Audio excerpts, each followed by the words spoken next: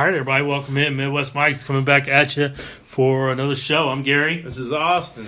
And we got a special guest here tonight, William Harris, head coach at Van Horn High School here in the Kansas City area, going into his third year. And so welcome to the show, Coach. Good, thank you. I'm glad to be here. Yeah, so going into your third year, what's the biggest thing that you feel like you've improved on in the first 2 years that you need to keep rolling with? I think, when I took the job, one of the things I talked to the AD, Coach Corey over there, was, we wanted to improve our numbers and just kind of improve the overall culture. And I think that from what we've done from year one to going into year three, I think we've definitely moved things in the right direction.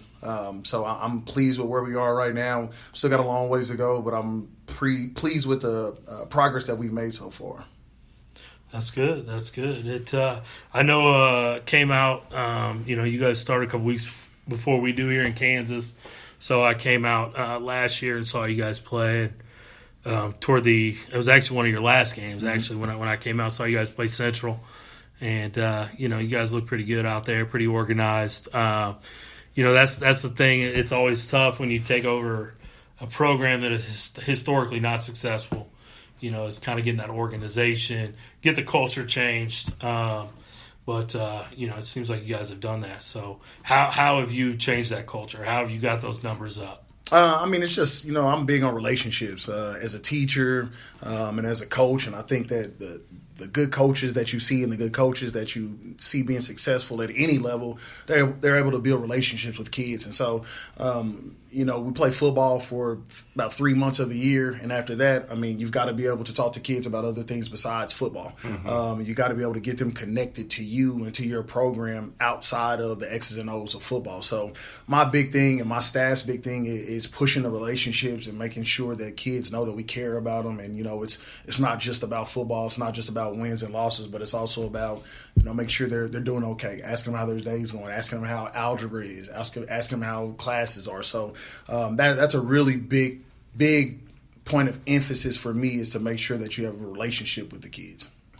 Yeah, I know even, when I was growing up and even as an adult, I'm going to work harder for somebody that takes an interest in me versus somebody that doesn't care. Right. So, I think that's very relatable. And any good coach that I've been around has always tried to do that. Yeah, I was to say we talked about the culture change here at East. At Cheyenne Mission East was huge when they came in. This wasn't exactly known as like a football school. Yeah, when Chip Sherman came in and changed the culture, and then now it's almost it's expected now to be good every year, right? Yeah.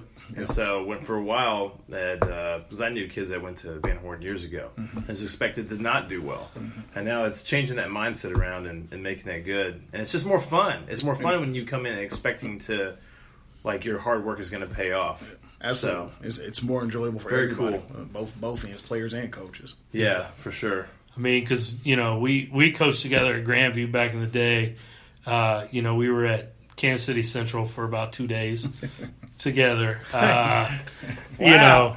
But it was a different world. Grandview's had its ups, it's had its downs. When we were there, I felt like we were always right on the edge of something. Yeah. Would you think that? Yeah, absolutely. You've been at Grandview, and anybody that knows Grandview know that the talent. It's never a talent issue. No. It's about those relationships. And we had games where we would lose, and you could think of one reason why we lost, but it always came down, like you said, we were this far from being a state title contender and this far from losing 7 games. Grandview was a great time, and like you said, we were always right there, ready to push through and break through. So, yep. When you worked for Coach Freeman and you worked a little with Coach Godfrey, we worked there under Coach Leach, and it was Coach Leach was big on those relationships, and he was great in that. And, we all developed some great relationships with those kids. I know you still talk to some of those kids. I still talk to some of those kids, and it's been 6-7 years since I've been over there. But some of those relationships have lasted. And, I always look back on that like, man, we were so close. And I mean, it's kind of since, the year that I came to Shawnee Mission East was the year after they won their state title. And the things that I saw were being taught were the same things I had been teaching, the same things you had been teaching, back in those days at Grandview. And it just kind of affirmed me like the football part of it is the football part of it. Right. If you can get these kids to play for you and play harder for you and to really buy in, then I mean that's the key. Yep. Because I mean that's what they had here, and that was the difference. I mean, we don't have near the athletes here that I coached at Grandview, or I saw when I was at Central. Nowhere close, athletic wise. I mean, our fastest guy on the team, runs a 4.5, 4.6, 4.7 40. You gotta make sure none of these guys are listening to the show. I mean, no, I mean, I love these guys. Coach. Thanks, Coach. Their 40 times aren't that great, but I mean, they play fast, and I mean, they're great kids. They do what you ask them to do. It's just a different world. You don't have those athletes that we had there, and I mean, we were close. So, one of our Twitter followers wanted to ask you about the triple option attack. I know in the past you have messed with some veer. Are you guys still running a little bit of veer? Not to let the cat out of the bag, but we are running a little bit of option. So we do have some sprinkled in with our offense this year. So I think it takes a lot of practice, takes a lot of hard work. It's one of those things kind of give and take because, as a former defensive coordinator, when we ran option teams from the offensive side, we knew that probably would be some balls on the ground depending on how well the team practice it and how good they were at it, but also on the defensive side, it forces you to play responsibility football. And if you're playing a team that's not always sound in their responsibility, it gives you a great advantage. So I like it. We've got the personnel to kind of run it and run it well. So I think me personally, I think it's going to help us this year. I think it'll be a little bit of a surprise for some teams, but I'm excited to see it in action. So yeah. I had never really coached much option football till I came here to East, and we ran the flex bone and ran some triple option, and I had coached against it before, but not really coached it. And I mean, it is tough. You're right from a defensive standpoint. I mean, you can't teach option responsibility in 1 week. Right, absolutely not. Yep. And you're gonna put balls on the ground. I mean, even we were a state title contender every year when we were running it.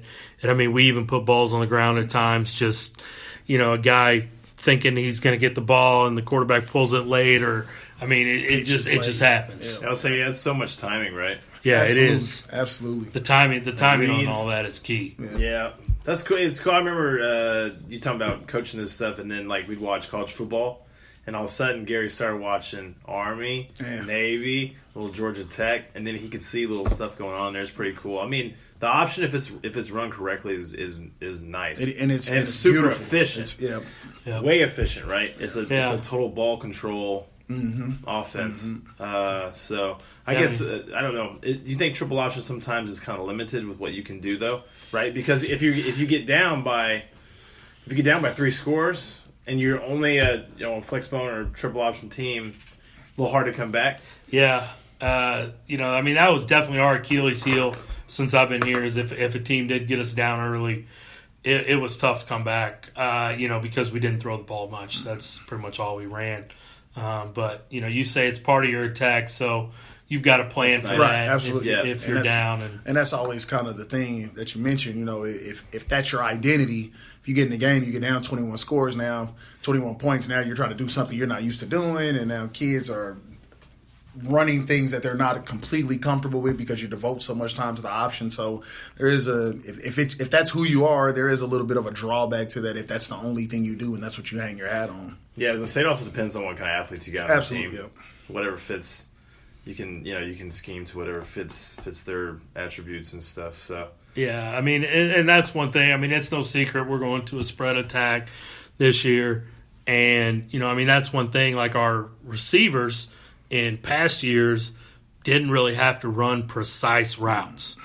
And, now our receivers have to learn, I've got to run this comeback, at 6 to 8 or 8 to 6 or, whatever our yardage is. I coach defense, so I'm not as familiar with that, but I mean, they didn't have to run those precise routes. Our offensive linemen typically didn't pull, and now we're going to run some counter and some power, and those guys have to do that. So it's just a different skill set that our guys are learning this summer. And so if you never practice those things, then it's harder to do it. Mm-hmm. I mean, any coach will tell you that. Whatever we work on practice, whatever goes well, that's typically what's going to go into your game plan for a Friday night. And not necessarily, you're not typically, most guys on Friday night are just not going to draw stuff up in the dirt and say, hey, let's run this tonight. Right. We haven't practiced it all week, but, hey, let's throw it in. Yeah. I mean, but, it's triple option is definitely fun. I mean, it's fundamental. It's old school. The spread has kind of taken over. What's kind of your, I guess, biggest pet peeve when you see a spread team, or like, do you have one? I wouldn't say I have a pet peeve, but I'm kind of an old school guy. So, I think that the offense that you run and the defense you run, you kind of form an identity. And I think that the spread, and maybe it's just me or maybe it gets a bad rap, but I think it gets the rap as it's kind of soft. I'm a Mizzou fan, so the thing that bothered me about Mizzou when Pinkel was there and when they had those games where they were winning and they were ranked is when they get on the goal line, they didn't really know what to do. And that's the thing that always bothered me is you got all this time, you're a D1 school or you're a high-powered offense. Like, you can put in some goal line stuff. And I know Mizzou fans, I don't know if you guys are Mizzou fans, but they complained about it. You get on the 5-yard line and we're still in trips and we're still in 3x1 and we're still running sideways. And it's like, just go straight ahead. You got to be physical. I mean, football, at some point, you got to be able to move people. All the flashy stuff on the edge is cute, but at some point, you got to move people. So that would be my biggest qualm, I guess I would say, with the spread offense. Yeah, and Baylor, when Brawls was there, they had to finally put some stuff in to where they had, and I think the play they would run most on the goal line was basically like a tight end read. It was that big, remember that big tight end they had? That big guy. And so he would actually go out and they throw it to that. Other than that, they didn't have very much goal line stuff. A guy that switched up, and it's no secret, I'm a huge fan of Scott Frost, UCF. Some of the stuff they've done, they're a spread team, but I think they ran the ball, it's 42 times versus throwing the ball like 24, and their goal line stuff is crazy that they would do out of spread. They'd be pulling, watch some of this stuff, they would pull 4 guys and just run it in, or like the quarterback runs it in, and it's not always hurry up, and it's not, I don't know, the best spread attack I think I've seen lately is Frost, and then he'll be bringing that to Nebraska, which is going to be really cool, but yeah, I'm with you on Missouri, man. It was super frustrating to see some of that stuff. Yeah, I remember, watching some of those Missouri games when we were coaching at Grandview. Mm-hmm.